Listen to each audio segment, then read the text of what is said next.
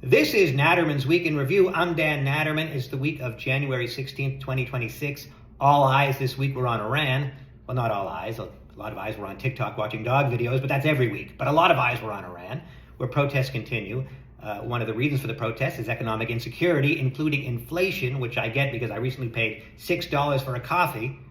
Kind of a catch-22 because how are you going to protest without caffeine? The Supreme Leader, Ali Khamenei, is cracking down. He is no stranger to violent crackdowns. Look, the dude's been in power since 1989. It's hard to stay on top since the 80s without violence. Madonna couldn't do it. Probably can't be done.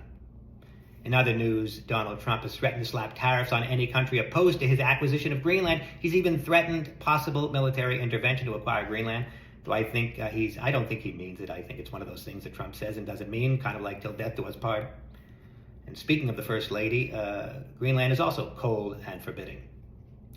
There's a nurses' strike in New York City. 15,000 nurses walked out, and they are being replaced by temporary nurses, which sounds a bit suspicious to me. A temporary nurse, I mean, that can't be good. You know, you walk into the ER, even the nurses are like, yeah, dude, you picked a bad time. I haven't done this since the last strike.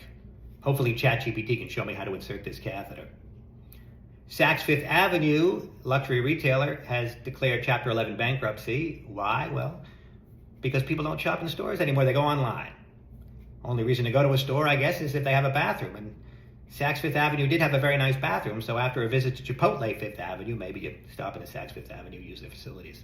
In entertainment news, actor Timothy Busfield was arrested on charges of sexual abuse of a child. It has to be said that we must presume he is innocent.